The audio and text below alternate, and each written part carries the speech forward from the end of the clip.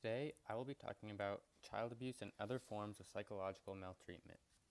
Child abuse is something that everyone would rather not talk about, but society today has made it a point to raise awareness of the issue in order to slim down the number of abusive homes. One cool example of this is this advertisement posted at a bus stop in Spain. An adult sees a regular ad about child abuse with a picture of a young boy. The text states, "Sometimes child abuse is only visible to the child suffering it." However, from a height of around 4 feet or below, the words, "If somebody hurts you, call us and we will help," and a phone number for the child to call appear. This is just one way awareness is being raised, as there are groups across the world working in many different ways to try and fix the problem of child abuse. However, it is still a huge problem today.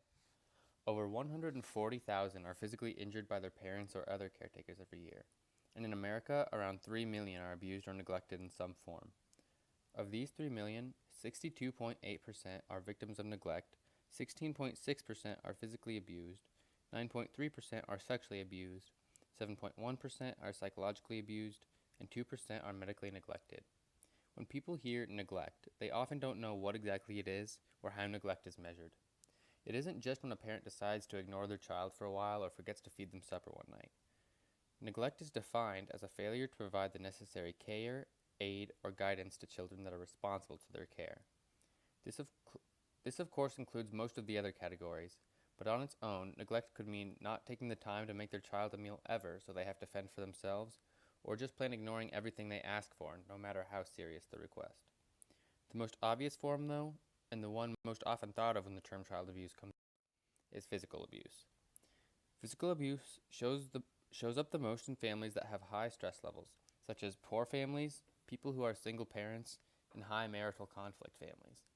It is also more likely when there is a history of violence in one of the abusers. However, one thing I found interesting was that most parents who abuse their children physically later regret it. The reason for this abuse is the thin line between acceptable and unacceptable forms of physical violence. Spanking, for example, is a largely used method of physical violence used to punish children. However, I don't think Child Services is going to come knocking on your door for spanking your kid, as it's a socially acceptable way to punish your child. Also, although it is becoming much less prevalent in modern times, a father giving his young son a smack when he was being bad did not used to be uncommon, and it is undoubtedly still occurring today while not being reported as physical abuse. Unfortunately, both of these forms of punishment can quickly turn to abuse if begun in anger, as the act may be repeated much more than necessary or much harder. However, this is not how physical abuse is usually thought of by most of the population, and parents that are repeatedly abusive do indeed exist. Many children across the world have to endure beatings every day from a parent who is overly angry and violent. One theory that explains this is the cycle of violence hypothesis. This states that people who experience child abuse themselves are more likely to abuse their own children. This almost seems backwards, as a child who had to endure such hell would surely understand how terrible it was and would never want to put their own child through it. This is often the case, as 2/3 of people who were abused do not end up abusing their own children, but other times not, as their childhood of being abused has taught them that violence is an acceptable form of discipline, and they don't know how to discipline without the use of this violence. Lastly, I want to talk about the more subtle forms of psychological abuse.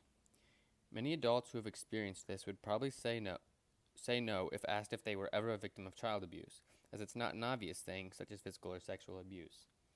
This form of abuse occurs when the child is frightened, belittled, or otherwise made to feel like a failure by how their parents respond to the things they do, which in turn hurts the child's development and their way of life.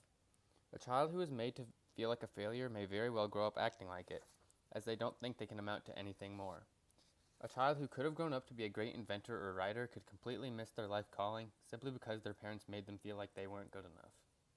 Overall, any form of child abuse is almost certain to have a negative impact, not only immediately from the pain it causes, but also in the future, as it can cause everything from anxiety to excessive fear, and as talked about before, it may even cause their children to continue the cycle and cause more pain in the future. This is why the ever-raising awareness and amount of people working towards the end of child abuse is such a great thing.